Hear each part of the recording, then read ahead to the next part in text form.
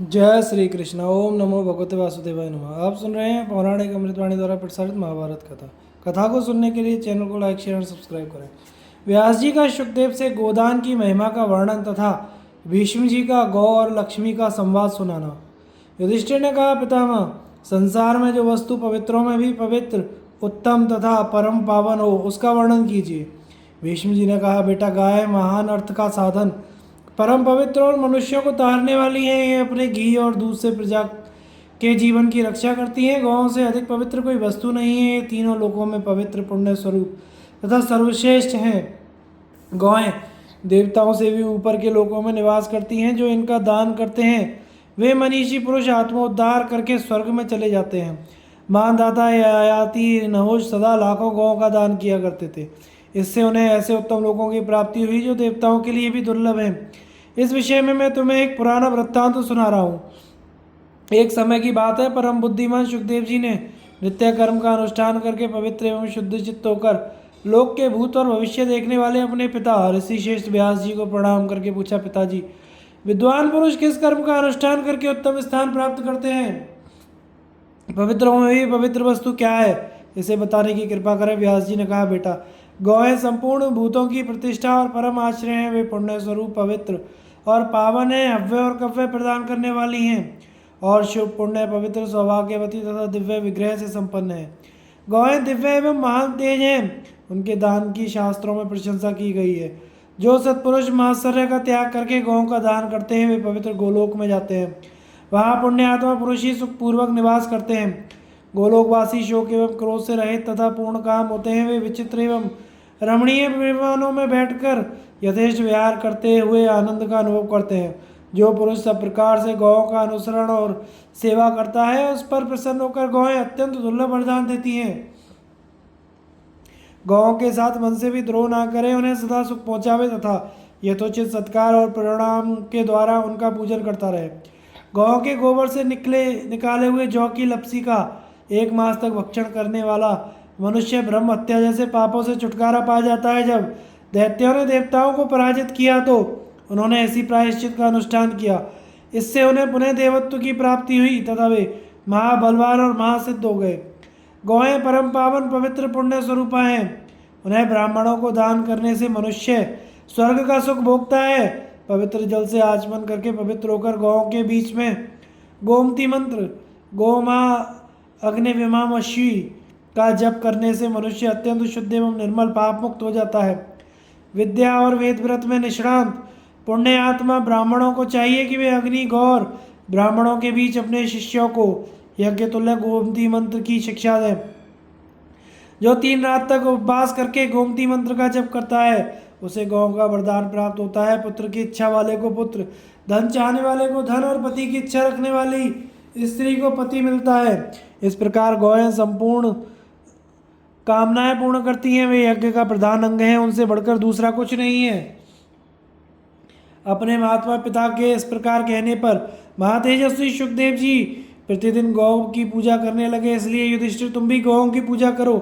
युधिष्ठिर ने कहा, पितामह, मैंने सुना है कि गौ के गोबर में लक्ष्मी का निवास है, सो इस विषय का आप स्पष्ट रूप से वर्णन कीजिए। भीष्म जी ने कहा, राजन, इस विषय में जानकार लोग गौ और लक्ष्मी संवाद रूप प्राचीन इतिहास का वर्णन करते हैं। एक समय की बात है, लक्ष्मी ने मनोहर रूप धारण करके गौओं के झुंड में प्रवेश किया। उनके सुंदर रूप को देखकर गौओं ने विस्मित होकर पूछा, देवी, तुम कौन हो और कहाँ से आई हो? तुम पृथ्वी की अनुपम सुंदरी जान पड़ती हो। हम लोग तुम्हारा रूप वैभव देखकर अत्यंत आश्चर्य में पड़ गई हैं, इसलिए तुम्हारा परिचय जानना चाहती हैं। सुंदरी, सच सच बताओ, तुम कौन हो और कहाँ जाओगी? लक्ष्मी ने कहा, गौ, तुम्हारा कल्याण हो। मैं इस जगत में लक्ष्मी के नाम से प्रसिद्ध हूँ। सारा जगत मेरी कामना करता है। मैंने दैत्यों को छोड़ दिया है, इससे वे सदा के लिए नष्ट हो गए हैं और मेरे ही आश्रय में रहने के कारण इंद्र, सूर्य, चंद्रमा, विष्णु, वरुण तथा अग्नि आदि देवता सदा आनंद भोग रहे हैं। देवताओं और ऋषियों को मेरी ही शरण में आने से सिद्धि मिलती है। जिनके शरीर में मैं प्रवेश नहीं करती वे सर्वथा नष्ट हो जाते हैं। धर्म, अर्थ और काम मेरा सहयोग होने पर ही सुख दे सकते हैं। सुखदायिनी गौ, ऐसा मेरा प्रभाव है। अब मैं तुम्हारे शरीर में सदा निवास करना चाहती हूँ, इसलिए स्वयं ही तुम्हारे पास आकर प्रार्थना करती हूँ। तुम लोग मेरा आश्रय पाकर श्री संपन्न हो जाओ। गौ ने कहा, देवी तुम बड़ी चंचला हो, कहीं भी स्थिर होकर नहीं रहती। इसके सिवा तुम्हारा बहुतों के साथ एक साथ संबंध है, इसलिए हमको तुम्हारी इच्छा नहीं है।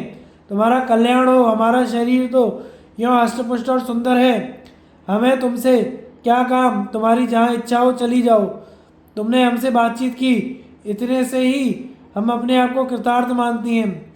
लक्ष्मी ने कहा, गौ तुम यह क्या कहती हो, मैं दुर्लभ और सती हूँ, फिर भी तुम मुझे स्वीकार नहीं करती।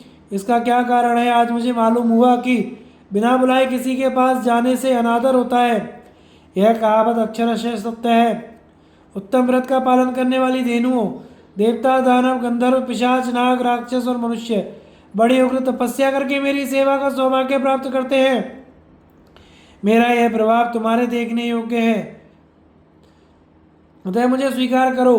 देखो, इस चराचर त्रिलोकी में कोई भी मेरा अपमान नहीं करता। गौ ने कहा, देवी हम तुम्हारा अपमान या अनादर नहीं करती, केवल तुम्हारा त्याग कर रही है, वह भी इसलिए कि तुम्हारा चित्त चंचल है, तुम कहीं भी जमकर नहीं रहती। अब बहुत बातचीत से कोई लाभ नहीं है, तुम जहाँ जाना चाहो चली जाओ। हम सब लोगों का शरीर यूं ही अष्टपुष्ट एवं प्राकृतिक शोभा से युक्त है, फिर हम तुम्हें लेकर क्या करेंगी? लक्ष्मी ने कहा, गौ तुम दूसरों को आदर देने वाली हो। यदि तुम मुझे त्याग दोगी तो सारे जगत में मेरा अनादर होने लगेगा, इसलिए मुझ पर कृपा करो। तुम महान सौभाग्यशालिनी और सबको शरण देने वाली होते हैं। मैं तुम्हारी शरण में आई हूँ, मुझ में कोई दोष नहीं है। मैं तुम लोगों की सेविका हूँ, ये जानकर मेरी रक्षा करो। मुझे अपनाओ, मैं तुमसे सम्मान चाहती हूँ। तुम लोग सदा सबका कल्याण करने वाली पुण्यमयी, पवित्र एवं सौभाग्यवती हो। मुझे आज्ञा दो, मैं तुम्हारे शरीर के किस भाग में निवास करूं? गौ ने कहा, यशस्विनी हमें तुम्हारा सम्मान अवश्य करना चाहिए। तुम हमारे गोबर और मूत्र में निवास करो, क्योंकि हमारी ये दोनों वस्तुएं परम पवित्र हैं। लक्ष्मी ने कहा, धन्य भाग, जो तुम लोगों ने मुझ पर अनुग्रह किया, मैं ऐसा ही करूंगी। सुखदायिनी गौ, तुमने मेरा मान रख लिया, अतः तुम्हारा कल्याण हो। युधिष्ठिर इस प्रकार गौओं के साथ प्रतिज्ञा करके लक्ष्मी उनके देखते देखते वहां से अंतर्ध्यान हो गई। इस प्रकार मैंने तुमसे गोबर के महात्म्य का वर्णन किया है, अतः अब फिर गौ का महात्म्य ही सुनो। ब्रह्मा जी का इंद्र से गोलोक और गौ का उत्कर्ष बताना तथा स्वर्ण की उत्पत्ति और उसके दान की महिमा के संबंध में वशिष्ठ और परशुराम का संवाद। भीष्म जी कहते हैं, युधिष्ठिर जो मनुष्य सदा यज्ञ शिष्ट अन्न का भोजन और गोदान करते हैं, उन्हें प्रतिदिन अन्नदान और यज्ञ का फल मिलता है। दही और घी के बिना यज्ञ नहीं हो सकता, उन्हीं से यज्ञ संपादित होता है, इसलिए गौ को यज्ञ का मूल कहते हैं। सब प्रकार के दानों में गोदान ही उत्तम माना गया है। गौ श्रेष्ठ, पवित्र, परम पावनी बताई गई हैं। मनुष्य को अपने शरीर की पुष्टि तथा सब प्रकार के विघ्नों को शांति के लिए भी गौ का सेवन करना चाहिए। इनका दूध, दही और घी सब पापों से मुक्त करने वाला है। गौएं इस लोक और परलोक में भी महान तेज रूप मानी गई हैं, उनसे बढ़कर पवित्र कुछ भी नहीं है। इस विषय में ब्रह्मा जी और इंद्र के संवाद रूप प्राचीन इतिहास का उदाहरण दिया जाता है। पूर्व काल में दैत्यों के परास्त होने पर जब इंद्र तीनों लोकों के अधीश्वर हुए तो समस्त प्रजा बड़ी प्रसन्नता के साथ सत्य और धर्म में तत्पर रहने लगी। तदनंतर एक दिन ऋषि, गंधर्व, किन्नर, नाग, राक्षस, देवता, असुर, सुपर्ण, पक्षी और प्रजापतिगण ब्रह्मा जी की सेवा में उपस्थित थे। इस समय देवराज इंद्र ने ब्रह्मा जी को प्रणाम करके पूछा, भगवान, गोलोक समस्त देवताओं और लोकपालों के ऊपर क्यों है? गौ ने ऐसा कौन सा तप किया था जिससे वे रजोगुण से रहित होकर देवताओं के भी ऊपर आनंदपूर्वक निवास करती हैं? मैं इस बात को जानना चाहता हूँ। ब्रह्मा जी ने कहा, इंद्र तुम सदा गौओं की अवहेलना करते हो, इसी से तुम इनका महात्म्य नहीं जानते हो। अब मैं तुम्हें गौओं का उत्तम प्रभाव और महात्म्य बता रहा हूँ, सुनो। गौओं को यज्ञ का अंग और साक्षात यज्ञ रूप बतलाया गया है। इनके बिना यज्ञ किसी भी तरह नहीं हो सकता। ये अपने दूध और घी से प्रजा का पालन पोषण करती है तथा इनके पुत्र बैल खेती के काम आते हैं और तरह तरह के अन्न बीज पैदा करते हैं, जिनसे यज्ञ संपन्न होते हैं और हव्य कव्य का भी काम चलता है। इन्हीं से दूध, दही और घी प्राप्त होते हैं। ये गौएं बड़ी पवित्र होती हैं और बैल भूख प्यास का कष्ट सहकर अनेकों प्रकार के बोझ ढोते रहते हैं। इस प्रकार गौ जाति अपने कर्म से ऋषियों और प्रजाओं का पालन करती रहती है। उसके व्यवहार में शठता या माया नहीं होती, वह सदा पवित्र कर्म में लगी रहती है। इसी से ही गौएं हम सब लोगों के ऊपर निवास करती हैं। इंद्र, तुम्हारे प्रश्न के अनुसार मैंने यह बात बताई कि गौएं देवताओं के भी ऊपर क्यों निवास करती हैं। इसके सिवा गौएं वरदान भी प्राप्त कर चुकी हैं तथा प्रसन्न होने पर भी दूसरों को वरदान भी देती हैं। सुरभि गौएं पुण्य कर्म करने वाली, पवित्र एवं सुलक्षणा होती हैं। वे जिस उद्देश्य से पृथ्वी पर गई उसको भी मैं तुम्हें बता रहा हूँ, सुनो। पहले सतयुग में जब देवता तीनों लोकों पर राज्य करते थे, उस समय धर्मपरायण दक्ष कन्या सुरभि बड़े उत्साह के साथ घोर तपस्या में प्रवृत्त हुई। कैलाश के रमणीय शिखर पर जहाँ देवता और गंधर्व सदा विराजते रहते हैं, वह उत्तम योग का आश्रय ले 11,000 वर्षों तक एक पैर से खड़ी रही। तब मैंने उस तपस्विनी देवी के पास जाकर कहा, कल्याणी, तुम किस लिए यह घोर तपस्या कर रही हो? तुम्हारे इस तप से मैं बहुत प्रसन्न हूँ। तुम कोई वर मांगो, मैं देने को तैयार हूँ। सुरभि ने कहा, भगवान, मुझे वर लेने की कोई आवश्यकता नहीं है। मेरे लिए तो सबसे बड़ा वर यही है कि आप मुझ पर प्रसन्न हो गए। ब्रह्मा जी कहते हैं, इंद्र, जब सुरभि ने इस प्रकार कहा तो मैंने उसे यूँ उत्तर दिया, देवी, तुमने लोक का परित्याग करके निष्काम भाव से तप किया है, इससे मुझे बड़ी प्रसन्नता हुई है। अतः मैं तुम्हें अमर होने का वरदान देता हूँ। अब मेरी कृपा से तीनों लोकों के ऊपर तुम्हारा निवास होगा। तुम जहाँ वास करोगी उसकी गोलोक के नाम से ख्याति होगी। तुम्हारी सभी शुभ संतानें मनुष्य लोक में प्राणियों के हित का कार्य करती हुई वहाँ निवास करेंगी। तुम अपने मन से जिन दिव्य अथवा मानवीय भोगों का चिंतन करोगी, वे सब तुम्हें प्राप्त होंगे और तथा सब प्रकार का सुख तुम्हारे लिए सदा सुलभ रहेगा। इंद्र, सुरभि के निवासभूत गोलोक में समस्त कामनाएं पूर्ण होती हैं। वहाँ मृत्यु, बुढ़ापा, अग्नि का जोर नहीं चलता। दुर्दैव तथा अशुभ भी वहाँ पहुँच नहीं है। उस लोक में दिव्य वन, दिव्य भवन, परम सुंदर एवं इच्छानुसार विचरने वाले विमान मौजूद हैं। ब्रह्मचर्य, सत्य, इंद्रिय संयम, नाना प्रकार के दान पुण्य, तीर्थ सेवन, बड़ी भारी तपस्या तथा अन्य अन्य शुभ कर्मों के अनुष्ठान से ही गोलोक की प्राप्ति हो सकती है। इस प्रकार तुम्हारे पूछने के अनुसार मैंने ये सारी बातें बताई हैं। अब तुम्हें गौओं को का भी कभी तिरस्कार नहीं करना चाहिए। विष्णु जी कहते हैं, युधिष्ठिर, यह कथा सुनने के पश्चात इंद्र सदा गौओं की पूजा करने लगे। गौओं के प्रति उनके मन में विशेष आदर का भाव जागृत हो गया। बेटा, गौओं का यह परम पावन, पवित्र और अत्यंत उत्तम महात्म्य मैंने सबका सब तुम्हें सुना दिया। इसका कीर्तन समस्त पापों से छुटकारा दिलाने वाला है, जो सदा पवित्र चित्त होकर यज्ञ और श्राद्ध में अव्यय और कव्य अर्पण करते समय ब्राह्मणों को यह प्रसंग सुनाएगा। उसका दान समस्त कामनाओं को पूर्ण करने वाला अक्षय होकर पितरों को प्राप्त होगा। गो भक्त पुरुष जिस जिस वस्तु की इच्छा करता है, वह सब उसे प्राप्त होती है। गौ में भक्ति रखने वाली स्त्रियां भी मनोवांछित कामनाएं प्राप्त करती हैं। युधिष्ठिर ने पूछा, पिता, में आपने सब मनुष्यों के लिए विशेषतः धर्म पर दृष्टि रखने वाले नरेशों के लिए परम उत्तम गोदान का वर्णन किया है। वेद और उपनिषदों ने भी प्रत्येक कर्म में दक्षिणा का विधान किया है। सभी यज्ञों में भूमि को स्वर्ण की दक्षिणा बतलाई गई है। इनमें स्वर्ण सबसे उत्तम दक्षिणा है, ऐसा श्रुति का वचन है। अतः इस विषय को मैं यथार्थ रूप से सुनना चाहता हूँ कि स्वर्ण क्या है, कब और किस तरह इसकी उत्पत्ति हुई, स्वर्ण का उपादान क्या है, इसका देवता कौन है और इसके दान का फल क्या है, स्वर्ण क्यों उत्तम कहलाता है, मनीषी विद्वान इसके दान का क्यों विशेष आदर करते हैं, तथा यज्ञ कर्म में स्वर्ण की ही दक्षिणा क्यों प्रशंसनीय समझी जाती है। विष्णु जी कहते हैं, राजन, ध्यान देकर सुनो। स्वर्ण की उत्पत्ति का कारण बहुत विस्तृत है। मैं अपने अनुभव के अनुसार तुम्हें बता रहा हूँ। मेरे महातेजस्वी पिता महाराज शांतनु का जब देहावासन हो गया तो मैं उनका श्राद्ध करने के लिए गंगा द्वार तीर्थ हरिद्वार में गया। वहाँ पहुँचकर मैंने पिता का श्राद्ध आरंभ किया। इस कार्य में माता गंगा जी ने भी मेरी सहायता की। अपने सामने बहुत से सिद्ध महर्षियों को बिठाकर मैंने जलदान से लेकर सब कार्य पूर्ण किया। एकाग्रचित होकर शास्त्रोक्त विधि से पिंडदान के पहले का सारा कार्य जब समाप्त कर लिया तो विधिवत पिंडदान देना आरंभ किया। इतने में ही पिंड के लिए जो कुछ बिछाए गए थे उन्हें भेदकर एक बड़ी सुंदर बाह निकली। उस विशाल भुजा में बाजूबंद आदि अनेकों आभूषण शोभा पा रहे थे। उसे ऊपर उठी देख मुझे बड़ा आश्चर्य हुआ। साक्षात मेरे पिता ही पिंड का दान लेने के लिए उपस्थित थे। किंतु जब मैंने शास्त्रीय विधि पर विचार किया तो मेरे मन में सहसा यह बात स्मरण हुआ ही कि मनुष्य के लिए हाथ पर पिंड देने का वेद में विधान नहीं है। पितर साक्षात प्रकट होकर कभी मनुष्य के हाथ से पिंड लेते भी नहीं है।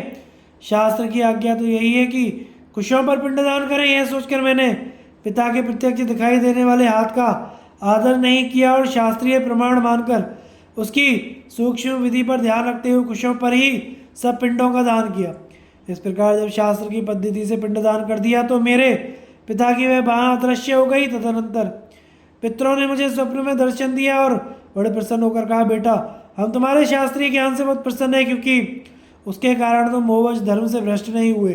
तुमने शास्त्र का प्रमाण मानकर आत्मा, धर्म, शास्त्र, वेद, पितृगण, ऋषिगण, गुरु, प्रजापति और ब्रह्मा जी इन सबका मान बढ़ाया है।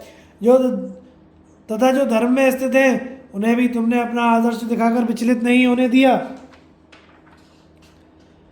यह सब कार्य तुमने बहुत उत्तम किया, किंतु अब हमारे कहने से भूमिदान और गोदान के निष्क्रिय रूप से कुछ स्वर्ण दान भी करो। ऐसा करने से हम और हमारे सभी पितामह पवित्र हो जाएंगे, क्योंकि स्वर्ण सबसे अधिक पावन वस्तु है। जो स्वर्ण का दान करते हैं वे पहले और पीछे की 10 पीढ़ियों का उद्धार कर देते हैं। इस प्रकार जब पितरों ने कहा तो मेरी नींद खुल गई। उस समय स्वप्न के कारण मुझे बड़ा विस्मय हुआ। फिर मैंने स्वर्ण दान करने का निश्चय किया। राजन, अब स्वर्ण की उत्पत्ति और उसके दान के महत्व के विषय में एक प्राचीन इतिहास सुनो, जो जमदग्नि नंदन परशुराम जी से संबंध रखने वाला है। यह उपाख्यान धन तथा आयु को बढ़ाने वाला है। पूर्व काल की बात है। परशुराम जी ने क्रोध में भरकर 21 बार इस भूमंडल के क्षत्रियों का संहार किया। इसके बाद संपूर्ण पृथ्वी जीतकर उन्होंने समस्त कामनाओं को पूर्ण करने वाले अश्वमेध यज्ञ का अनुष्ठान किया। उस यज्ञ की सभी ब्राह्मणों और क्षत्रियों ने बहुत प्रशंसा की है। यद्यपि अश्वमेध यज्ञ सब प्राणियों को पवित्र करने वाला तथा तेज और कांति बढ़ाने वाला है, तो भी तेजस्वी परशुराम ने उसके फल से अपने को पाप मुक्त ना कर सके। इससे उन्होंने अपने को बहुत तुच्छ समझा और प्रचुर दक्षिणा से संपन्न उस महान यज्ञ का अनुष्ठान पूर्ण करके अनेकों शास्त्रज्ञ ऋषियों देवताओं के पास जाकर पूछा, महानुभावों, कठोर कर्म करने वाले मनुष्यों को पवित्र करने के लिए जो सर्वोत्तम साधन हो वह मुझे बताने की कृपा करें। परशुराम जी ने जब दया से द्रवित होकर इस प्रकार प्रश्न किया तो वेद शास्त्र को जानने वाले महर्षियों ने कहा, राम, तुम वेदों के प्रमाण पर विचार करके ब्राह्मणों का सत्कार करो। उन ब्रह्मर्षियों से ही अपने को पवित्र करने वाला साधन पूछो। वे जो कुछ बतावें उसी का प्रसन्नतापूर्वक पालन करो। तब महातेजस्वी परशुराम जी ने वशिष्ठ, नारद, अगस्त्य, कश्यप जी के पास जाकर पूछा, विप्रवरों, मैं पवित्र होना चाहता हूँ, बताइए किस उपाय से पवित्र हो सकता हूँ? इसके लिए मैं किस कर्म का अनुष्ठान करूँ अथवा कौन सा दान कर दूँ? यदि आप लोग मुझ पर कृपा करना चाहते हैं तो बताइए, मुझे पवित्र करने का साधन क्या है? ऋषियों ने कहा, भृगुनंदन, हमने सुना है कि पाप करने वाला मनुष्य पृथ्वी का है और धन का दान करने से पवित्र हो जाता है। इसके सिवा एक और दान सुनो जो सबसे बढ़कर पावन है। वह है स्वर्ण का दान। स्वर्ण का आकार बड़ा दिव्य अद्भुत होता है। उसकी उत्पत्ति अग्नि से हुई है। सुना जाता है कि पूर्व काल में अग्नि ने संपूर्ण लोगों को भस्म करके अपने वीर्य से स्वर्ण को उत्पन्न किया था। उसी का दान करने से तुम्हारा मनोरथ सिद्ध होगा। सारे जगत का मंथन करके जो तेज की राशि प्रकट हुई है वही स्वर्ण है। अतः यह सब रत्नों में उत्पन्न है। सीरी, देवता, गंधर्व, नाग, राक्षस, मनुष्य, पिशाच, ये सब प्रयत्न पूर्वक स्वर्ण धारण करते हैं। जगत में जितनी पवित्र वस्तुएं स्वर्ण उन सब में अधिक पवित्र माना गया है। वह भूमि, गौ संपूर्ण रत्नों से भी उत्तम है। पृथ्वी, गौ और जो कुछ भी दान किया जाता है उन सबसे बढ़कर स्वर्ण का दान है। स्वर्ण अक्षय तथा पावन द्रव्य है। तुम उत्तम ब्राह्मणों को स्वर्ण का ही दान करो, यही पवित्रता का उत्तम साधन है। सब प्रकार की दक्षिणाओं में स्वर्ण देने का विधान है। जो स्वर्ण का दान करते हैं वे सब कुछ दान करने वाले माने जाते हैं। स्वर्ण देने वाले मानव देवता का दान करते हैं, क्योंकि अग्नि संपूर्ण देवताओं का स्वरूप है और स्वर्ण अग्नि में है। अतः जिसने स्वर्ण का दान किया उसने संपूर्ण देवताओं का ही दान कर दिया। इसलिए विद्वान पुरुष स्वर्ण दान से बढ़कर कोई दान नहीं मानते। स्वर्ण दाता जब परम गति को प्राप्त होता है तो उस समय उसे ज्योतिर्मय लोक मिलते हैं तथा स्वर्गलोक में उसका कुबेर के पद पर अभिषेक किया जाता है। जो सूर्योदय के समय विधि पूर्वक मंत्र पढ़कर स्वर्ण का दान करता है वह अपने पाप और दुस्वप्न को नष्ट कर डालता है। जो मध्याह्न काल में सोना दान करता है उसके भविष्य के पापों का नाश हो जाता है। जो व्रत का पालन करते हुए सायकाल में स्वर्ण का दान करता है वह ब्रह्मा, वायु, अग्नि, चंद्रमा के लोक में जाता है तथा इंद्र आदि लोकों में भी उसको सम्मान प्राप्त होता है। साथ ही वह इस लोक में यशस्वी एवं पाप रहित होकर आनंद का उपभोग करता है। मृत्यु के पश्चात जब वह जहाँ परलोक में जाता है तो वहाँ अनुपम पुण्य आत्मा समझा जाता है, कहीं भी उसकी गति का प्रतिरोध नहीं होता और वह इच्छानुसार जहाँ चाहता है विचरता रहता है। स्वर्ण अक्षय द्रव्य है, उसका दान करने वाले मनुष्य को पुण्य लोकों से नीचे नहीं आना पड़ता। संसार में उसके महान यश का विस्तार होता है, वह अनेकों समृद्धिशाली लोकों को प्राप्त करता है। जो मनुष्य सूर्योदय के समय आग जलाकर किसी व्रत के उद्देश्य से स्वर्ण का दान करता है, उसकी संपूर्ण कामनाएं पूर्ण होती हैं। परशुराम जी, इस प्रकार तुम्हें स्वर्ण दान से होने वाले लाभ बतलाए गए हैं, अतः अब तुम ब्राह्मणों को स्वर्ण दान करो। भीष्म जी कहते हैं, प्रतापी परशुराम ने वशिष्ठ आदि मुनियों के इस प्रकार कहने पर ब्राह्मणों को स्वर्ण दान दिया। इससे वे सब पापों से छुटकारा पा गए। युधिष्ठिर, स्वर्ण की उत्पत्ति और उसके दान का महात्म्य सब तुमको सुना दिया। अब तुम भी ब्राह्मणों को बहुत सा सोना दान करो, इससे तुम्हें पापों से छुटकारा मिलेगा। भिन्न भिन्न तिथियों और नक्षत्रों में श्राद्ध करने का तथा उसमें तिल आदि देने का फल। युधिष्ठिर ने कहा, धर्मात्मन, अब आप मुझे श्राद्ध की पूरी पूरी विधि बताइए। भीष्म जी ने कहा, राजन, तुम श्राद्ध कर्म की उत्तम विधि को ध्यान देकर सुनो। पितृयज्ञ श्राद्ध धन यश तथा पुत्र की प्राप्ति कराने वाला है। देवता, असुर, मनुष्य, गंधर्व, नाग, राक्षस, पिशाच तथा किन्नरों को भी सदा पितरों की पूजा करनी चाहिए। सभी दिनों में श्राद्ध करने से पितरों को प्रसन्नता होती है। मैं तुम्हें तिथियों के गुण अवगुण बतला रहा हूँ। कृष्ण पक्ष की प्रतिपदा तिथि को पितरों का पूजन करने पर बहुत सी सुंदर सुयोग्य संतानें को जन्म देने वाली रूपवती स्त्रियां प्राप्त होती हैं। द्वितीय को श्राद्ध करने से घर में कन्याएं पैदा होती हैं। तृतीया को श्राद्ध करने से घोड़े मिलते हैं। चतुर्थी को श्राद्ध करने से बहुतेरे छोटे छोटे पशु घर में आते हैं। पंचमी को श्राद्ध करने वाले पुरुषों के यहाँ बहुत से पुत्र उत्पन्न होते हैं। षष्ठी को श्राद्ध करने से सौंदर्य की वृद्धि होती है। सप्तमी को श्राद्ध करने वाले मनुष्य की खेती अच्छी होती है। अष्टमी को श्राद्ध करने से व्यापार में लाभ होता है। नवमी के श्राद्ध से एक खुर वाले पशु, घोड़े, खच्चर आदि की वृद्धि होती है। दशमी को श्राद्ध करने वाले पुरुष की गौएं बढ़ती हैं। एकादशी को श्राद्ध करने से बर्तन और कपड़े मिलते हैं तथा घर में ब्रह्म तेज से संपन्न पुत्रों का जन्म होता है। द्वादशी को श्राद्ध करने वाले मनुष्य के यहाँ सदा सोने चांदी और अधिक धन की वृद्धि होती देखी जाती है। त्रयोदशी को श्राद्ध करने वाले पुरुष अपने जाति बंधुओं में सम्मानित होता है, किंतु जो चतुर्दशी को श्राद्ध करता है उसके घर वाले मनुष्य जवानी में ही मर जाते हैं तथा श्राद्धकर्ता को भी शीघ्र ही लड़ाई में जाना पड़ता है। अमावस्या में श्राद्ध करने से मनुष्य की सारी कामनाएं पूर्ण होती हैं। कृष्ण पक्ष में चतुर्दशी के सिवा दशमी से लेकर अमावस्या तक सभी तिथियां श्राद्ध के लिए उत्तम मानी गई हैं। अन्य तिथियां इनके समान नहीं हैं। श्राद्ध के लिए जैसे शुक्ल पक्ष की अपेक्षा कृष्ण पक्ष श्रेष्ठ होता है, उसी प्रकार पूर्वाह्न की अपेक्षा अपराह्न काल श्रेष्ठ माना गया है। युधिष्ठिर ने पूछा, दादाजी, पितरों को दान की हुई कौन सी वस्तु अक्षय होती है? कौन सा अवश्य उन्हें अधिक काल तक तृप्त रखता है और कौन सा अनंत काल तक? भीष्म जी ने कहा, युधिष्ठिर, श्राद्ध के तत्वों को जानने वाले विद्वानों ने श्राद्ध कल्प में जिन जिन वस्तुओं को अवश्य के रूप में ग्राह्य और कामना पूर्ति का साधन माना है उन्हें बता रहा हूँ। साथ ही उनके उपयोग का जो फल है उसका भी वर्णन करता हूँ, सुनो। तिल, चावल, जौ, उड़द, जल और फल मूल देने से पितरों को 1 मास तक तृप्ति रहती है। मनु जी का वचन है कि जिस श्राद्ध में तिलों का अधिक उपभोग किया जाता है वह अक्षय होता है। अतः श्राद्ध के समय दिए जाने वाले भोजन के पदार्थों में तिलों की ही प्रधानता दी गई है। घृत मिश्रित खीर देने से एक वर्ष तक पितर तृप्त रहते हैं। पितर कहते हैं कि हमारे कुल में कोई ऐसा पुरुष उत्पन्न होगा जो दक्षिणायन में त्रयोदशी तिथि तथा मघा नक्षत्र का योग होने पर हमें घृतयुक्त खीर का पिंडदान करे। बहुत से पुत्र उत्पन्न होने की अभिलाषा करनी चाहिए, क्योंकि उनमें से एक भी तो गया तीर्थ में, जहाँ श्राद्ध के फल को अक्षय करने वाला अक्षय भट्ट नामक लोक विख्यात भट्ट विद्यमान है, जाकर हमारे लिए श्राद्ध करेगा। पिता की मृत्यु तिथि को जल, मूल, फल, अन्न आदि जो कुछ दिया जाता है वह सब मधु मिलाकर देने से पितरों को अनंत काल तक तृप्ति रहती है। अब यमराज ने राजा शशबिंदु के प्रति भिन्न भिन्न नक्षत्रों में किए जाने वाले सकाम श्राद्धों का वर्णन किया है, उनको बता रहा हूँ, सुनो। जो मनुष्य सदा कृत्य का नक्षत्र के योग में श्राद्ध करता है वह पुत्रवान होकर अग्नि स्थापन पूर्वक नित्य यज्ञ करने में समर्थ होता है तथा उसके शोक संताप दूर हो जाते हैं। पुत्र की कामना करने वाला मनुष्य रोहिणी नक्षत्र में और तेज की इच्छा रखने वाले को वृक्षरा में श्राद्ध करना चाहिए। आर्द्रा में श्राद्ध करने वाले मनुष्य की क्रूर कर्म में प्रवृत्ति होती है। पुनर्वसु में श्राद्ध करने से धन की इच्छा बढ़ती है। जो अपने शरीर की पुष्टि चाहता हो उसे पुष्य नक्षत्र में श्राद्ध करना चाहिए।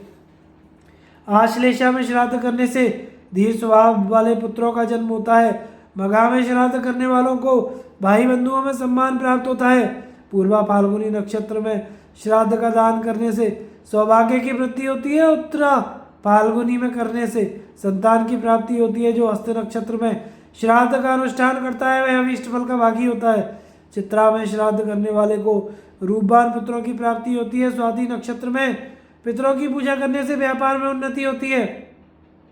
पुत्र की इच्छा वाले मनुष्य यदि विशाखा में श्राद्ध करें तो उसे अनेकों पुत्रों की प्राप्ति होती है। अनुराधा में श्राद्ध करने वाला पुरुष राजाओं पर शासन करता है। यदि समृद्धिशाली पुरुष इंद्रिय संयम पूर्वक ज्येष्ठा में श्राद्ध करता है तो उसे अधिपत्य प्राप्त होता है। मूल में श्राद्ध करने से आरोग्य, पूर्वाषाढ़ में यश मिलता है। उत्तराषाढ़ में नक्षत्र में श्राद्ध करने से मनुष्य शोक रहित होकर पृथ्वी पर विचरता है। अभिजीत नक्षत्र में श्राद्ध करने वाला वैदिक शास्त्र में सफलता प्राप्त करता है। श्रवण में श्राद्ध करने से सद्गति मिलती है। धनिष्ठा में श्राद्ध करने वाला राज्य का भागी होता है। यदि वैद्य शतभिषा नक्षत्र में श्राद्ध करे तो उसे अपने कार्य में सफलता मिलती है। पूर्वा भाद्रपदा नक्षत्र में श्राद्ध करने वाले को बहुत से बकरे और भेड़ें मिलती हैं। उत्तरा भाद्रपदा में श्राद्ध करने से सहस्त्रों गौएं प्राप्त होती हैं। श्राद्ध में रेवती नक्षत्र का आश्रय लेने वाले को नाना प्रकार की धातुओं का लाभ होता है। अश्विनी नक्षत्र में श्राद्ध करने से घोड़े मिलते हैं और भाणी में श्राद्ध करने से उत्तम आयु की प्राप्ति होती है। राजा शशबिंदु ने श्राद्ध की यह विधि सुनकर इसी के अनुसार श्राद्ध किया। उसके प्रभाव से वे संपूर्ण पृथ्वी को अनायास ही जीतकर उसका शासन करने लगे। श्राद्ध में ब्राह्मणों की परीक्षा, पंक्ति दूषक और पंक्ति पावन ब्राह्मणों का वर्णन। युधिष्ठिर ने पूछा, पितामह श्राद्ध का दान कैसे ब्राह्मणों को देना चाहिए, आप इसका स्पष्ट वर्णन कीजिए। भीष्म ने कहा, युधिष्ठिर, दान धर्म के ज्ञाता क्षत्रिय को देव संबंधी कर्म यज्ञ आदि में ब्राह्मणों की परीक्षा नहीं करनी चाहिए, किंतु पितृकर्म में उनकी परीक्षा न्याय संगत मानी गई है। विद्वान पुरुष श्राद्ध के समय कुल, शील, अवस्था, रूप, विद्या, पूर्वजों के निवास स्थान आदि के द्वारा ब्राह्मण की अवश्य परीक्षा करे। ब्राह्मणों में कुछ तो पंक्ति दूषक होते हैं, कुछ पंक्तिवान। पहले पंक्ति दूषक ब्राह्मणों का वर्णन करता हूँ, सुनो। ज्वारी, गर्भ हत्यारा, राक्षिक, क्षमा रोगी, ग्वाले का काम करने वाला, अपड़, गांव भर का हरकारा, सूदखोर, गवैया, सब तरह की चीज़ें बेचने वाला, दूसरों का घर फूंकने वाला, विष देने वाला, जहाज मनुष्य के घर का अन्न खाने वाला, सोमरस का विक्रय करने वाला, सामुद्रिक विद्या हस्तरेखा से जीविका चलाने वाला, राजा का नौकर, तेल बेचने वाला, झूठी गवाही देने वाला, पिता से झगड़ा करने वाला, जिसके घर में जार पुरुष का प्रवेश हो वह कलंकित, चोर, शिल्पजीवी, बहुरूपिया, चुगलखोर, मित्रद्रोही, पर स्त्री, लंपट, शूद्रों का अध्यापक, हथियार बनाकर जीविका चलाने वाला, कुत्ते को साथ लेकर घूमने वाला, जिसे कुत्ते ने काटा हो वह, जिसके छोटे भाई का विवाह हो गया हो ऐसा विवाहित पुरुष, चर्म रोगी, गुरु स्त्रीगामी, नटका काम करने वाला, मंदिर की पूजा से जीविका चलाने वाला, नक्षत्रों का फल बताकर जीने वाला, ये सभी ब्राह्मण पंक्ति से बाहर रखने योग्य हैं। ब्रह्मवादी पुरुषों का कहना है कि उपयुक्त प्रकार के लोगों को श्राद्ध में जो अन्न का भोजन कराया जाता है वह राक्षसों को प्राप्त होता है। जो ब्राह्मण श्राद्ध का अन्न भोजन करके फिर उस दिन वेद पढ़ता है तथा जो शूद्रा स्त्री से समागम करता है उसके पितर उस दिन से लेकर 1 महीने तक उसी विष्ठा में पड़े रहते हैं। सोमरस बेचने वाले को दिया हुआ श्राद्ध अन्न विष्ठा के समान और वैद्य को जिमाया हुआ श्राद्धान्न रक्त एवं पीप के समान समझा जाता है। मंदिर के पुजारी को दिया हुआ अन्न नष्ट हो जाता है, सूदखोर को दिया हुआ दान स्थिर नहीं रहता। व्यापार करने वाले ब्राह्मण को जो कुछ दिया जाता है वह ना तो इस लोक में काम आता है ना ही परलोक में। जो दूसरी बार ब्याही हुई स्त्री के पेट से पैदा हुआ हो ऐसा ब्राह्मण को दिया हुआ हव्य कव्य राख में हवन करने के समान निष्फल होता है। जो लोग धर्महीन दुराचारी ब्राह्मणों को हव्य कव्य अर्पण करते हैं उनका वह दान परलोक में कोई फल नहीं देता।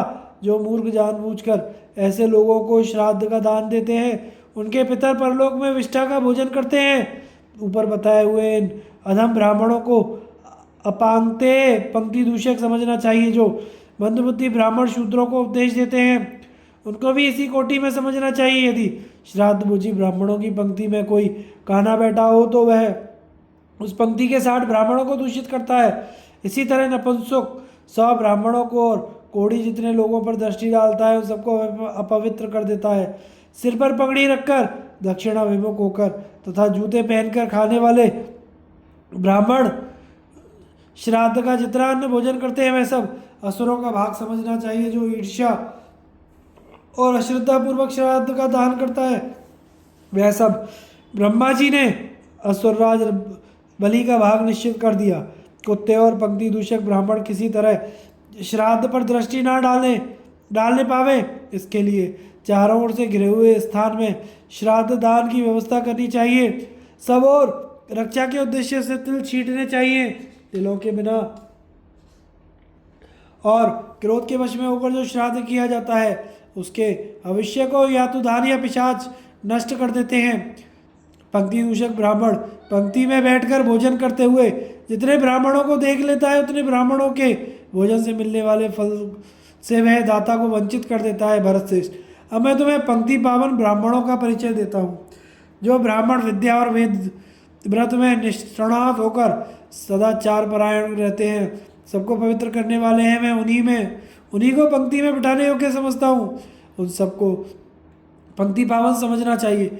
जो तृणाचिकेत मंत्र का अध्ययन करने वाले गार्हपत्य आदि 5 अग्नियों के उपासक, त्रिसुपर्ण मंत्रों के ज्ञाता, षडंगों के विद्वान, ब्रह्म वेदताओं के वंश में उत्पन्न, साम वेद के ज्ञाता, ज्येष्ठ साम का गान करने वाले और माता पिता की आज्ञा में रहने वाले, जिनके यहाँ 10 पीढ़ियों से वेदाध्ययन की परंपरा चली आ रही है तथा जो ऋतुकाल में अपनी स्त्री से समागम करते हो, ऐसे वेद विद्या और व्रत में प्रवीण ब्राह्मण पंक्ति को पवित्र करने वाले समझे जाते हैं।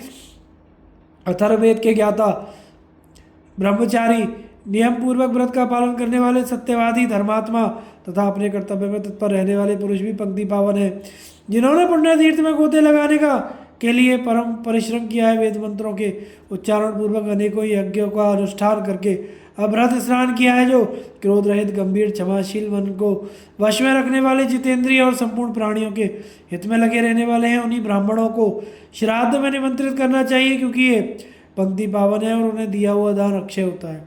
इनके सिवा जो मोक्ष धर्म जानने वाले यति और उत्तम प्रकार से व्रत का पालन करने वाले योगी हैं, जो शुद्ध चित्त होकर उत्तम ब्राह्मणों को इतिहास सुनाते हैं, जो महाभाष्य और व्याकरण के विद्वान हैं और तथा जो प्राण और धर्मशास्त्रों का न्यायपूर्वक अध्ययन करके उनकी आज्ञा के अनुसार विधिवत आचरण करने वाले हैं, जिन्होंने नियमित समय तक गुरुकुल में निवास करके वेदाध्ययन किया है, जो परीक्षा के सहस्त्रों अवसरों पर सत्यवादी सिद्ध हुए तथा जो चारों वेदों को पढ़ने पढ़ाने में अग्रगण्य हैं। ऐसे ब्राह्मण पंक्ति को जितनी दूर देखते हैं उतनी दूर में बैठे हुए ब्राह्मणों को पवित्र कर देते हैं।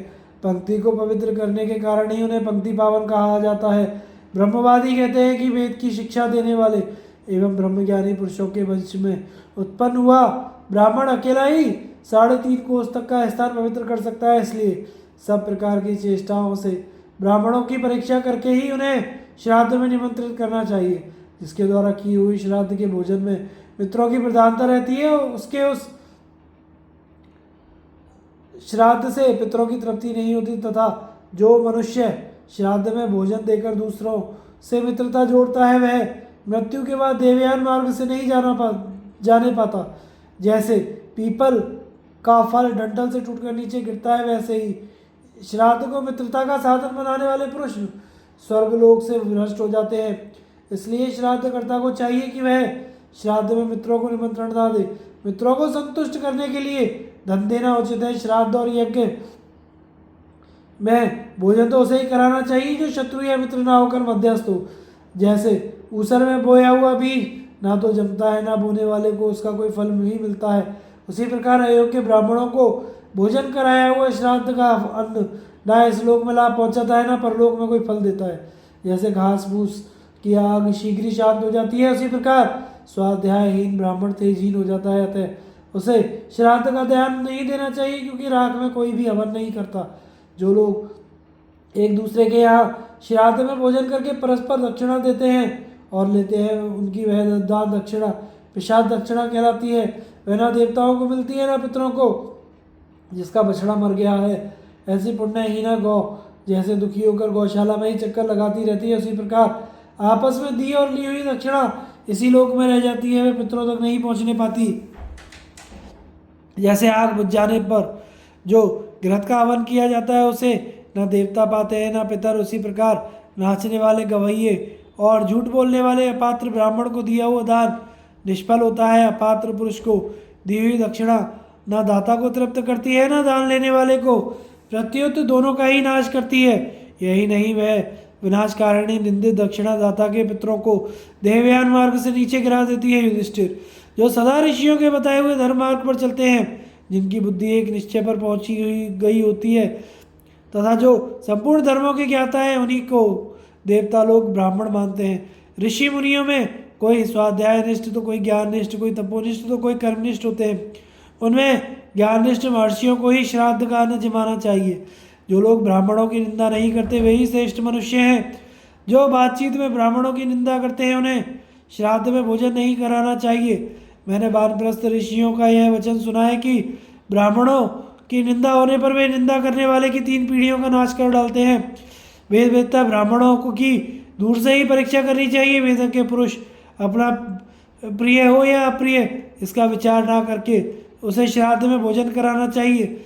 जो 10 लाख अपात्र ब्राह्मणों को भोजन कराता है उसके यहाँ उन सब के बदले एक ही सदा संतुष्ट रहने वाला वेदज्ञ ब्राह्मण भोजन करने का अधिकारी है। अर्थात लाखों मूर्खों की अपेक्षा एक सत्पात्र ब्राह्मण को भोजन कराना उत्तम है।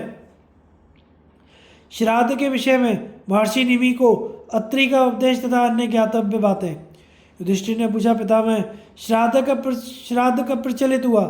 सबसे पहले किस महर्षि ने इसका प्रचार किया? यदि भृगु और अंगिरा के समय इसका प्रारंभ हुआ हो तो किस मुनि ने इसको प्रकट किया? श्राद्ध में कौन कौन से कर्म, कौन कौन से फल फूल और कौन कौन से अन्न त्याग देने योग्य हैं? भीष्म जी ने कहा, राजन, श्राद्ध का जिस समय और जिस प्रकार प्रचलन हुआ, जो इसका स्वरूप है तथा सबसे पहले जिसने इसका प्रचार किया, वह सब तुम्हें बता रहा हूँ, सुनो।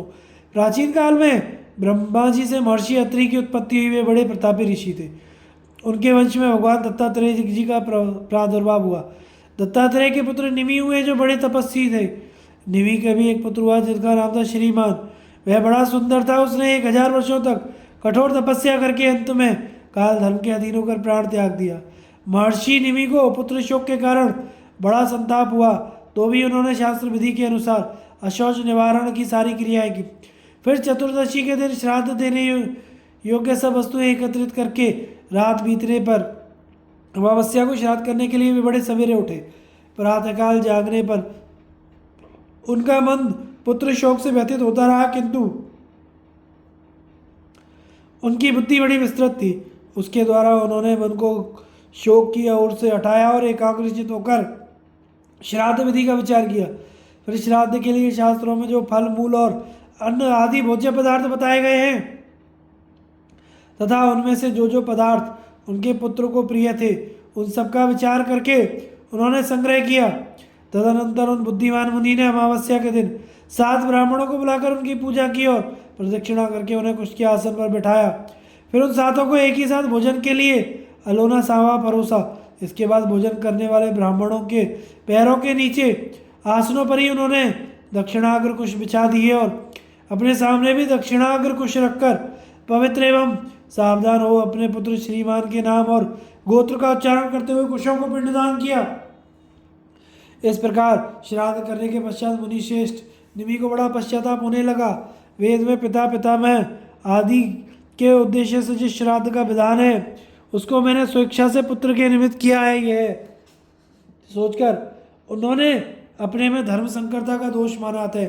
मन ही मन बहुत संतप्त होकर वे सोचने लगे, हो मुनियों, जो कार्य पहले कभी नहीं किया गया उसे मैंने ही क्यों कर डाला? मेरे इस मनमाने बर्ताव को देखकर ब्राह्मण लोग मुझे अपने शाप से अवश्य भस्म कर डालेंगे। इस बात को ध्यान में आते ही उन्होंने अपने वंश प्रवर्तक महर्षि अत्रि का स्मरण किया। निमि के ध्यान करते ही तपोधन अत्रि वहां पहुंचे। आने पर जब उन्होंने निमि को पुत्र शोक से दुखी देखा तो मधुर वाणी द्वारा उन्हें सांत्वना देते हुए कहा, बेटा, तुमने यह जो पितृ यज्ञ किया है इससे डरो मत। सबसे पहले स्वयं ब्रह्मा जी ने इस धर्म का ज्ञान प्राप्त किया और वे ही इसके प्रवर्तक भी हैं। उन्हीं के द्वारा वेद धर्म का तुमने अनुष्ठान किया है। ब्रह्मा जी के सिवा दूसरा कौन श्राद्ध विधि का उपदेश कर सकता है? अब मैं तुमसे स्वयंभू की बताई हुई श्राद्ध की उत्तम विधि का वर्णन करता हूँ, इसे सुनो और सुनकर इसी विधि के अनुसार श्राद्ध का अनुष्ठान करो। पहले वेद मंत्र के उच्चारण पूर्वक अग्निकरण की क्रिया पूरी करके फिर अग्नि, सोम, वरुण और पितरों के साथ रहने वाले विश्व देवों को उनका भाग अर्पण करो। साक्षात ब्रह्मा जी ने इनके भागों की कल्पना की है। तदनंतर श्राद्ध की आधारभूषा पृथ्वी की, वैष्णवी, काश्यपी और रक्षा आदि नामों से स्तुति करनी चाहिए। श्राद्ध के लिए जल लाते समय भगवान वरुण का स्तवन करके अग्नि और सोम को भी तृप्त करना चाहिए। ब्रह्मा जी के उत्पन्न किए हुए कुछ देवता ही पितरों के नाम से प्रसिद्ध हैं। उन्हें उषणप भी कहते हैं। स्वयंभू ने श्राद्ध में उन्हीं का भाग निश्चित किया है। श्राद्ध के द्वारा उनकी पूजा करने से श्राद्धकर्ता के पिता, पितामह आदि पितरों का नरक से उद्धार हो जाता है। ब्रह्मा जी ने पूर्व काल में जिन अग्निश्वात आदि पितरों को श्राद्ध का अधिकारी बताया है उनकी संख्या 7 है। विश्व देवों की चर्चा तो मैंने पहले ही की है। उन सब का मुख अग्नि है। वे सब लोग यज्ञ में भाग प्राप्त करने के अधिकारी हैं। उनके नाम ये हैं: बल, धृति, विपापमा, पुण्यकृत, पावन, पार्शी, क्षेमा, समूह, दिव्यसानु, विवस्वान, वीर्यवान, हीमान, कीर्तिमान, कृत, जितात्मा, मुनिवीर, दीप्त रोमा, भयंकर, अनुकर्मा, प्रतीत, प्रदाता, अंशुमान, शैला, परम क्रोधी, धीरोषणी, भूपति, सृज, वज्री, वरी, विद्युदर्चा, सोमवर्चा, सूर्यश्री, सोमप, सूर्य, सावित्र, दत्तात्मा, पुंडरीक, उष्णी नाम, नबोध, विश्वायु, दीप्ति, चमुहर, सुरेश, व्योमारी, शंकर, भव, ईश, कर्ता, कृति, दक्ष, भुवन, दिव्य, कर्मकृत, गणित, पंचवीर्य, आदित्य, रश्मिवान, सप्तकृत, सोमवर्चा, विश्वकृत, कवि, अनुगोप्ता, सुगोप्ता, नर्ता और ईश्वर। इस प्रकार सनातन विश्व देवों के नाम बतलाए गए हैं। अब श्राद्ध में निश्चित वस्तुओं का वर्णन करता हूँ। अनाज में कोदो और पोलक, पहिया धान, हिंगरू द्रव्य, छौंकने के काम आने वाले पदार्थ में हींग, लहसुन और प्याज, शाकों में सहिंजन, कचनार, गाजर, कुमड़ा, आंवला, लौकी आदि, काला नमक, काला जीरा, बिरिया नमक, शीतपाकी शाक, बांस, करीर आदि के अंकुर और सिंगाड़ा, ये सब वस्तुएं शास्त्र में वर्जित हैं। इस प्रकार नमक, जामुन के फल तथा छींक या आंसू से दूषित हुए पदार्थों को भी श्राद्ध में त्याग देने चाहिए। श्राद्ध और यज्ञ में सुदर्शन नामक शाक निंदित माना गया है। उसके भविष्य से देवता और पितर प्रसन्न नहीं होते। श्राद्ध आरंभ करने के समय उस स्थान से चांडाल और शोपचों को हटा देना चाहिए। इसी तरह गेरुआ कपड़ा धारण करने वाला मनुष्य, कोढ़ी, पतित, ब्रह्म हत्यारा, वर्ण संकर, ब्राह्मण तथा धर्मभ्रष्ट संबंधी भी यदि श्राद्ध भूमि के आसपास खड़ा हो तो उसे हटा देना चाहिए। पिंडदान करते समय इन सबको दूर कर देना चाहिए। भीष्म कहते हैं, इस प्रकार अपने वंशज महर्षि निमि को श्राद्ध का उपदेश देकर महातपस्वी अत्रि मुनि ब्रह्मा जी की दिव्य सभा में चले गए। धर्मराज, इस प्रकार पहले निमि ने श्राद्ध का आरंभ किया। उसके बाद सभी महर्षि उनकी देखा देखी शास्त्र विधि के अनुसार पितृयज्ञ का अनुष्ठान करने लगे।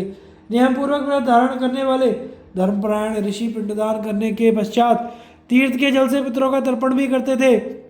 धीरे धीरे चारों वर्णों के लोग श्राद्ध में देवता और पितरों को अन्न देने लगे। लगातार श्राद्ध में भोजन करते करते देवता और पितर पूर्ण तृप्त हो गए। अब वे अन्न पचाने में के प्रयत्न में लगे। अजीर्ण से उन्हें विशेष कष्ट होने लगा। तब वे सोम देवता के पास जाकर बोले, भगवान, हम निरंतर श्राद्ध का अन्न भोजन करने के कारण अजीर्ण से पीड़ित हो रहे हैं। अब आप हम लोगों का कल्याण कीजिए। तब सोम ने उनसे कहा, देवताओं, यदि आप लोग कल्याण चाहते हैं तो ब्रह्मा जी की सभा में जाइए, वही आप लोगों का कष्ट दूर करेंगे। सोम की बात सुनकर देवता और पितर मेरु के शिखर पर विराजमान ब्रह्मा जी के पास गए और इस प्रकार कहने लगे, भगवान, श्राद्ध का अन्न खाते खाते हमें अजीर्ण हो गया है। इससे हम बहुत कष्ट पा रहे हैं। आप कृपा करके हम लोगों का कल्याण कीजिए।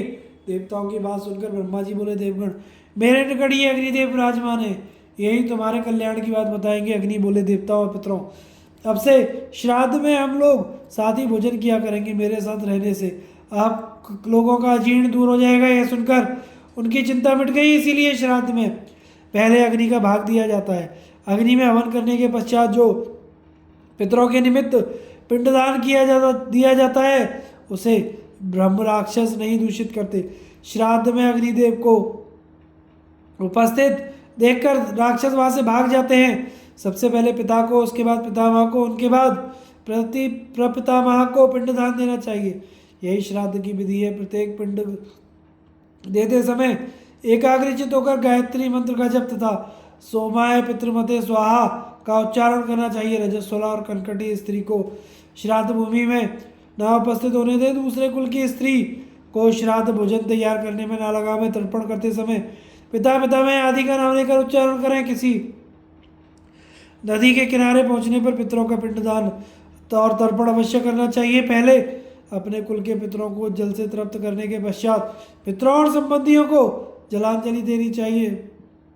चितकबरे बैलों से जुती हुई गाड़ी में बैठकर नदी पार करते समय बैलों की पूंछ से पितरों का तर्पण करना चाहिए, क्योंकि पितर वैसे तर्पण की अभिलाषा रखते हैं। इसी तरह नाव से नदी पार करने वालों को भी पितरों का तर्पण करना चाहिए। जो तर्पण का महत्व जानते हैं वे नाव में बैठने पर एकाग्रचित हो अवश्य ही पितरों का जलदान करते हैं। कृष्ण पक्ष में जब महीने का आधा समय बीत जाए उस दिन अर्थात अमावस्या की तिथि को अवश्य श्राद्ध करना चाहिए।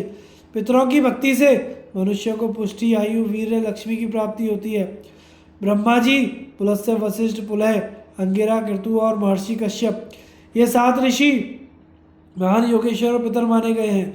इस प्रकार यह शास्त्र की उत्तम विधि बताई गई है। मरे हुए मनुष्य अपने वंशजों द्वारा पिंडदान पाकर प्रेत तत्व के कष्ट से छुटकारा पा जाते हैं। राजा युधिष्ठिर, यह मैंने शास्त्र के अनुसार तुम्हें श्राद्ध की उत्पत्ति का प्रसंग सुनाया है। उपवास और ब्रह्मचर्य आदि के लक्षण तथा प्रतिग्रह के दोष बताने के लिए राजा वृषादर्भी और सप्तऋषियों की कथा। युधिष्ठिर ने पूछा, पितामह, यदि व्रतधारी विप्र किसी ब्राह्मण की इच्छा पूर्ण करने के लिए उसके घर श्राद्ध का अन्न भोजन कर ले तो इसे आप कैसा मानते हैं? अपने व्रत का लोप करना उचित है या ब्राह्मण की प्रार्थना ठुकराना? भीष्म जी ने कहा, युधिष्ठिर, जो वेदोक्त व्रत का पालन नहीं करते वे ब्राह्मण इच्छा पूर्ति के लिए अपने सामान्य नित्य नियम का त्याग करके श्राद्ध में भोजन कर सकते हैं, किंतु जो वैदिक व्रत का पालन कर रहे हैं वे यदि किसी के अनुरोध से श्राद्ध का अन्न ग्रहण करते हैं तो उन्हें अपना व्रत भंग का दोषी होना पड़ता है। युधिष्ठिर ने पूछा, पितामह, साधारण लोग जो उपवास को ही तप कहा करते हैं उसके संबंध में आपकी क्या धारणा है? मैं ये जानना चाहता हूँ कि वास्तव में उपवास ही तप है या उसका कोई और स्वरूप है? भीष्म जी ने कहा, युधिष्ठिर, जो लोग 15 दिन या 1 महीने तक उपवास करके उसे तपस्या मानते हैं वे व्यर्थी अपने शरीर को कष्ट देते हैं। वास्तव में केवल उपवास करने वाले न तपस्वी हैं न धर्मज्ञ। त्याग का संपादन ही सबसे उत्तम तपस्या है। ब्राह्मण को सदा उपवासी, ब्रह्मचारी, मुनि और वेदों को स्वाध्यायी होना चाहिए। धर्म पालन की इच्छा से ही उसको स्त्री आदि कुटुंब का संग्रह करना चाहिए। ब्राह्मण को उचित है वह सदा जागृत रहे, मांस कभी न खाए, पवित्र भाव से वेद का पाठ करे, सदा सत्य भाषण करे और इंद्रियों को संयम में रखे। उसको सदा अमृताशी, विक्षाशी, अतिथि प्रिय होना चाहिए। युधिष्ठिर ने पूछा, पितामह, ब्राह्मण सदा उपवासी, ब्रह्मचारी, भिक्षासी तथा और अतिथि प्रिय कैसे हो सकता है?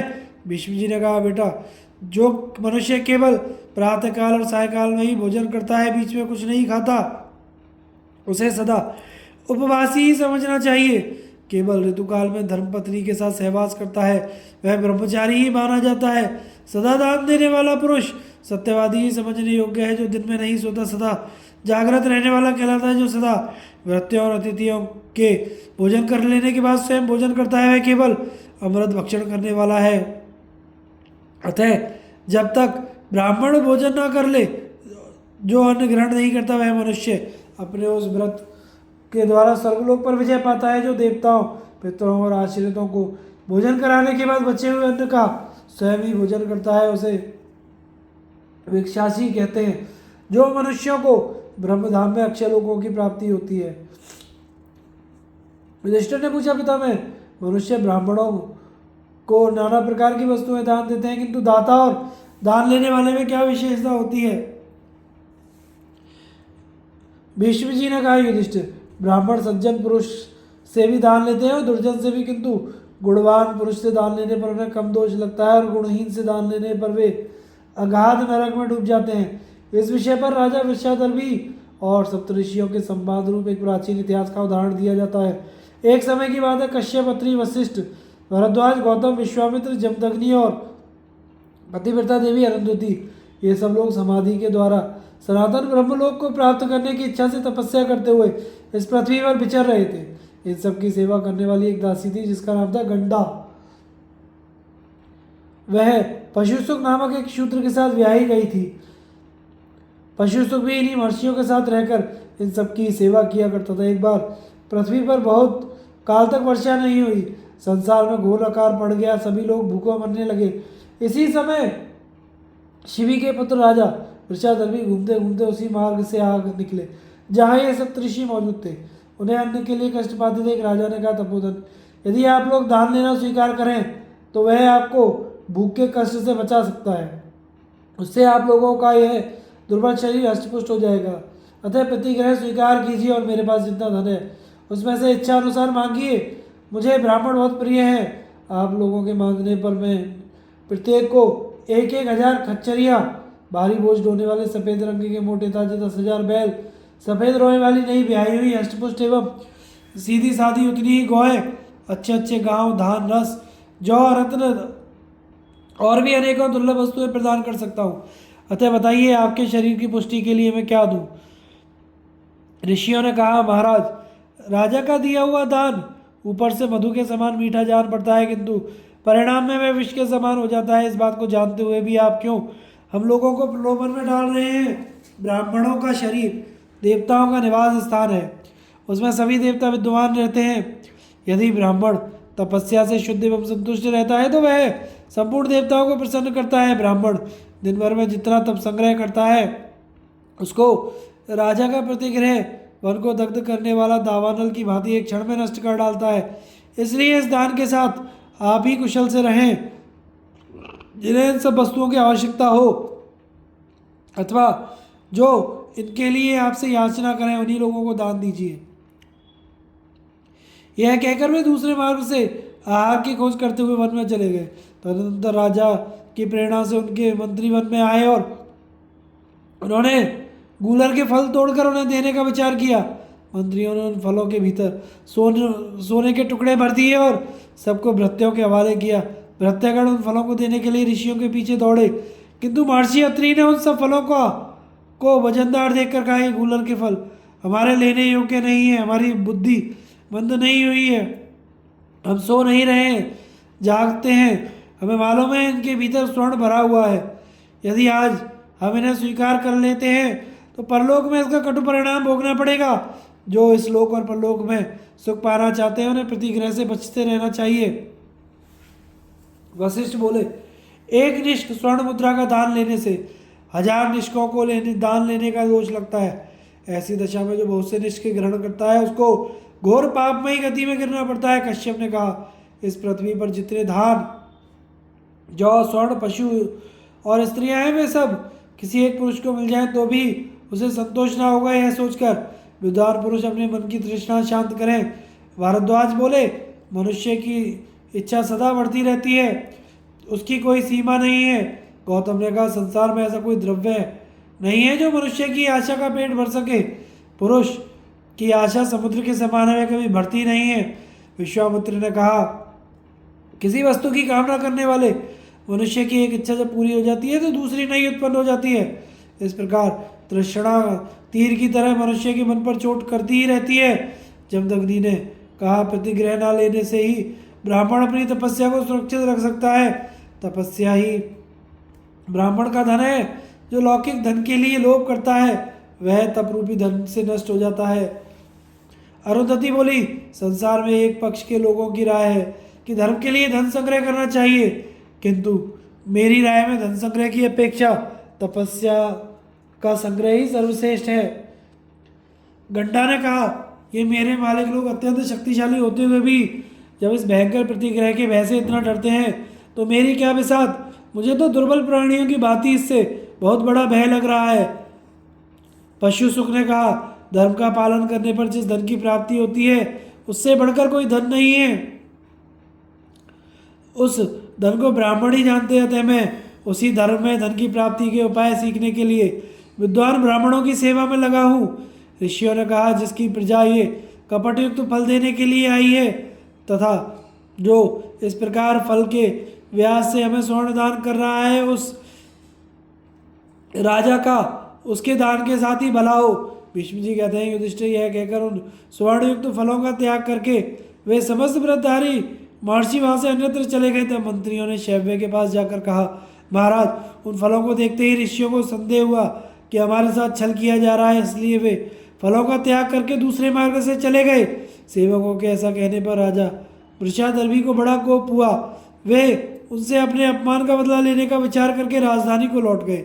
वहां जाकर अत्यंत कठोर नियमों का पालन करते हुए वे आवनीय अग्नि में अविचारित मंत्र पढ़कर एक एक आहुति डालने लगे। आहुति समाप्त होने पर उस अग्नि से एक भयंकर कृत्या प्रकट हुई। राजा विषादर्भी ने उसका नाम यातुधानी रखा।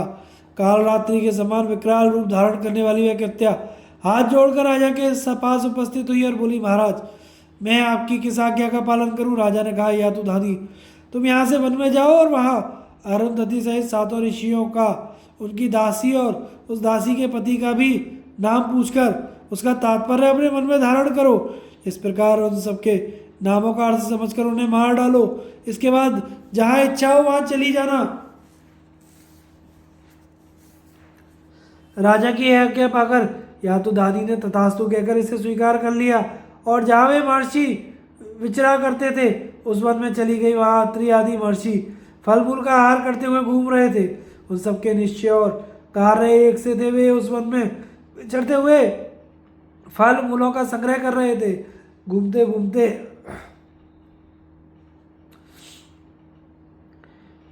किसी समय उन्हें एक सुंदर तालाब दिखाई पड़ा जिसका जल बड़ा ही पवित्र और स्वच्छ था। उसके चारों किनारों पर सघन वृक्षों की पंक्ति शोभा पा रही थी। पोखरे के भीतर सुंदर कमल खिले हुए थे और अनेकों प्रकार के पक्षी उस जल का सेवन करते थे। उसमें प्रवेश करने के लिए एक ही दरवाजा था। उस घाट और सीढ़ियाँ बड़ी सुंदर बनी थी तथा वहाँ काई और कीचड़ का नाम भी नहीं था। राजा विषादर्भी की भेजी हुई भयानक आकार वाली यातुधानी उस तालाब की रक्षा कर रही थी। तालाब को देखकर महर्षि मृणाल लेने के लिए पशु सुख के साथ वहां आए और सरोवर के तट पर उस विकराल राक्षसी को खड़ी देखकर बोले, तुम कौन हो और किस लिए यहाँ अकेली खड़ी हो? यहाँ तुम्हारे आने का क्या प्रयोजन है? इस सरोवर के तट पर रहकर तुम कौन सा कार्य सिद्ध करना चाहती हो? यातुधानी बोली, तपस्वियों, मैं जो कोई भी हूँ, तुम्हें मेरा परिचय पूछने की आवश्यकता नहीं है। तुम इतना ही जान लो कि मैं इस तालाब की रखवाली करने वाली हूँ। ऋषियों ने कहा, भद्रे, हम सब लोग भूख से व्याकुल हो रहे हैं। हमारे पास खाने के लिए कुछ भी नहीं आता है। यदि तुम आज्ञा दो तो हम सब मिलकर इस तालाब से कुछ मृणाल उखाड़ लें। यातुधानी बोली, ऋषियों, एक शर्त पर तुम इस तालाब से इच्छानुसार मृणाल ले सकते हो। एक एक आदमी आकर अपना नाम बताओ और कमल की नाल ले लो। देर करने की आवश्यकता नहीं है।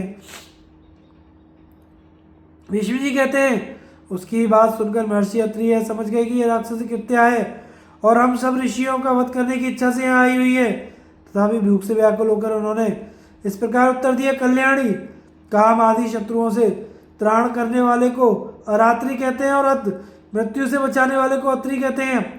इस प्रकार मैं अरात्रि होने के कारण अत्रि हूँ।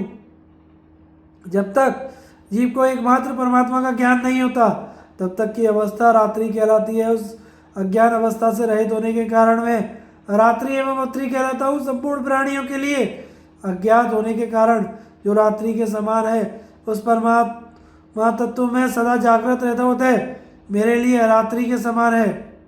इस व्युत्पत्ति के अनुसार मैं रात्रि और अत्रि ज्ञानी नाम धारण करता हूँ। यही मेरे नाम का तात्पर्य समझो। यातुधानी बोली, तेजस्वी महर्षि, आपने जिस प्रकार अपने नाम का तात्पर्य बताया है उसका मेरी समझ में आना कठिन। अच्छा, अब आप तालाब में उतरिए।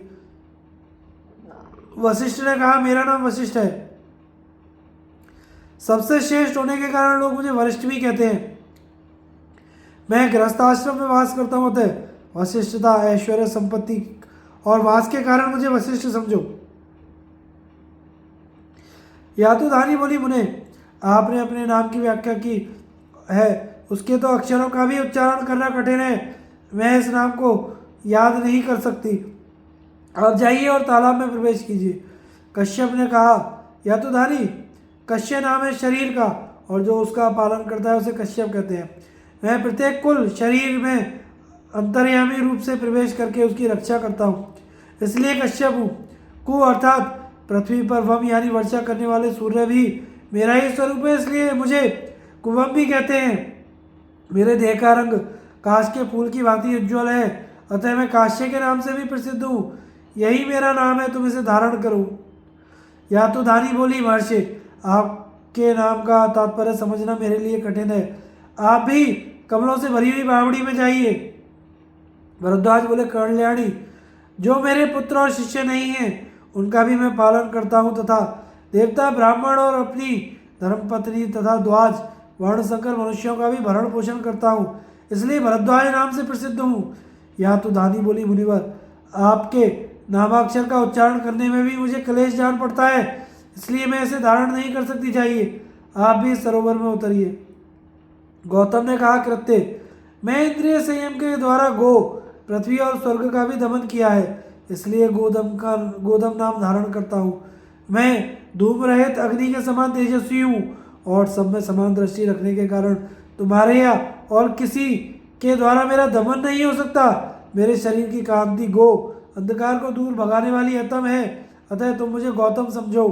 यतुधानी बोली, महामुने, आपके नाम की व्याख्या भी मैं नहीं समझ सकती, इसलिए जाइए पोखरे में प्रवेश कीजिए। विश्वामित्र ने कहा, यातुधानी, विश्वदेव मेरे मित्र हैं तथा मैं गौड़ संपूर्ण विश्व का मित्र हूँ, इसलिए संसार में विश्वामित्र के नाम से प्रसिद्ध हूँ। यातुधानी बोली, महर्षि, आपके नाम की व्याख्या का भी मुझसे उच्चारण होना कठिन है, मैं इसे याद नहीं रख सकती, आप तालाब में जाइए। जमदग्नि ने कहा, कल्याणी, में जमत अर्थात देवताओं के आह्वानीय अग्नि से उत्पन्न हुआ हूँ, इसलिए तुम मुझे जमदग्नि नाम से विख्यात समझो। यातुधानी बोली, मुने, आपने जिस प्रकार अपने नाम का तात्पर्य बताया है उसको समझना मेरे लिए बहुत कठिन है, अब आप सरोवर में प्रवेश कीजिए। अरुंधति ने कहा, यातुधानी, मैं अरु अर्थात पर्वत, पृथ्वी और द्युलोक को अपनी शक्ति से धारण करती हूँ, अपने स्वामी से कभी दूर नहीं रहती और उनके मन के अनुसार चलती हूँ, इसलिए मेरा नाम अरुंधति है। यातुधानी बोली, देवी, आपने जो अपने नाम की व्याख्या की है उसके एक अक्षर का भी उच्चारण मेरे लिए कठिन है, इसलिए इसे भी मैं याद नहीं रख सकती, आप तालाब में प्रवेश कीजिए। गंडा ने कहा, यातुधानी, गढ़ी धातु से गंडी शब्द की सिद्धि होती है, यह मुख के एक देश कपोल का वाचक है, मेरा कपोल गंड ऊंचा है, इसलिए लोग मुझे गंडा कहते हैं। यतुधानी बोली, तुम्हारे नाम की व्याख्या का भी उच्चारण मेरे लिए कठिन है, अतः इसको याद रखना असंभव है, जाओ तुम भी बावड़ी में उतरो। पशु सुख ने कहा, आग से पैदा हुई कृत्य, मैं पशुओं को प्रसन्न रखता हूँ, इसलिए उनका प्रिय सखा हूँ, इस गुण के अनुसार मेरा नाम पशु सुख है।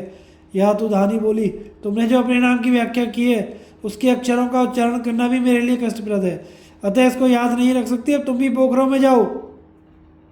इन ऋषियों के साथ शुनह सख नामधारी एक सन्यासी भी था, उसने अपना परिचय इस प्रकार दिया, यातुधानी, इन ऋषियों ने जिस प्रकार अपना नाम बताया उसी तरह मैं नहीं बता सकता, तुम मेरा नाम शुनह सख धर्म के मित्रभूत मुनियों का मित्र समझो। यतुधानी बोली, विप्रवर, आपने संदिग्ध वाणी में अपना नाम बताया था, अब फिर से स्पष्ट रूप से अपने नाम की व्याख्या कीजिए। शुनह सख ने कहा, मैंने एक बार अपना नाम बता दिया, फिर भी तुमने उसे ध्यान से नहीं सुना है, इसलिए लो मेरे त्रिदंड की मार खाकर अभी भस्म हो जाओ। यह कहकर उस सन्यासी ने ब्रह्मदंड के समान अपने त्रिदंड से ऐसा हाथ जमाया कि वह यातुधानी पृथ्वी पर गिर पड़ी और तुरंत भस्म हो गई। इस प्रकार शुनह सुख ने उस महाबलवती राक्षसी का वध करके त्रिदंड को पृथ्वी पर रख दिया और वह स्वयं भी वहीं घास पर बैठ गया। तदनंतर वे सभी महर्षि इच्छा अनुसार फूल और मृणाल लेकर बड़ी प्रसन्नता के साथ तालाब से बाहर निकले और बहुत परिश्रम करके उन्होंने मृणाल को अलग अलग बोझे में बांधे। इस प्रकार इसके बाद उन्हें किनारे पर ही रखकर वे बावड़ी के जल से तर्पण करने लगे। थोड़ी देर बाद जब पानी से बाहर आए तो उन्हें अपने रखे हुए मृणाल दिखाई नहीं पड़े। तब सभी एक स्वर से बोल उठे, अरे हम सब लोग भूख से व्याकुल थे और अब आहार ग्रहण करना चाहते थे। ऐसे समय में किस निर्दयी ने आकर हमारे मृणाल चुरा लिए। जब कुछ भी पता ना चला तो सब ने अपनी सफाई देने के लिए शपथ खाने का निश्चय किया। उस समय सबके सब भूख से विकल अत्यंत थके मांदे थे, अतः उन्होंने शपथ खाना आरंभ किया। सबसे पहले अत्रि बोले, जिसने इन मृणालों की चोरी की हो उसे गाय को लात मारने, सूर्य की ओर मुँह करके पेशाब करने, अध्याय के समय अध्ययन करने का पाप लगे। वशिष्ठ बोले, जिसने मृणाल चुराए हो उसे निषिद्ध समय में वेद पढ़ने, कुत्ते लेकर शिकार खेलने, सन्यासी होकर मनमाना बर्ताव करने, शरणागत को मारने, अपनी कन्या को बेचकर जीविका चलाने तथा किसान के धन को छीन लेने का पाप लगे।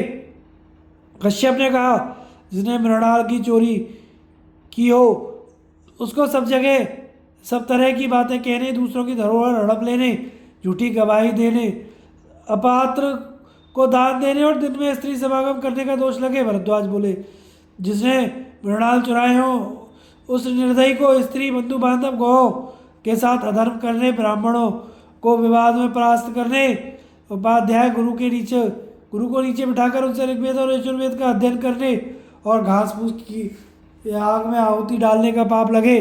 जमदग्नि बोले, जिसने मृणालों का अपहरण किया हो उसे पानी में मल त्याग, गौ की हत्या, गौ के साथ द्रोह, बिना ऋतुकाल के मैथुन, सबके साथ द्वेष करने, स्त्री की कमाई पर जीविका चलाने, भाई बंधुओं से द्वेष रखने, सबसे बैर बांधने और एक दूसरे के घर अतिथि होने का दोष लगे। गौतम ने कहा, जिसने मृणालों की चोरी की हो वह वेदों को पढ़कर उन्हें भूल जाने, तीनों अग्नियों की का परित्याग करने और सोवरस बेचने के पाप का भागी हो तथा एक ही कूप वाले गांव में निवास करने वाले और शूद्र की पत्नी से संसर्ग रखने वाले ब्राह्मण को जो लोक मिलता है उसे भी वही मिले।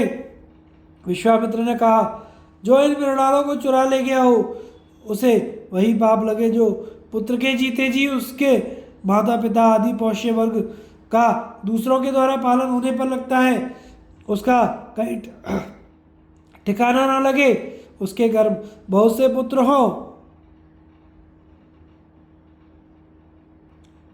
वह अपवित्र वेद को मिथ्या मानने वाला, धन का घमंड करने वाला, किसान, दूसरों से डाह रखने वाला, वर्षा काल में प्रदेश की यात्रा करने वाला, वेतन लेकर काम करने वाला, राजा का पुरोहित और यज्ञ के अनिधिकारी से यज्ञ कराने वाला हो। अरुंधति बोली, जिसने मृणालों की चोरी की हो वह स्त्री सदा अपनी सास को अपमानित करने, स्वामी का दिल दुखाने, अकेले स्वादिष्ट भोजन करने, घर में रहकर बंधु बांधवों का अनादर करने, शाम को सत्तू खाने और अपनी योनि को कलंकित करने और ब्राह्मणी होकर क्षत्रिय स्वभाव वाले वीर पुत्र की जननी होने के कारण पाप की भागनी हो।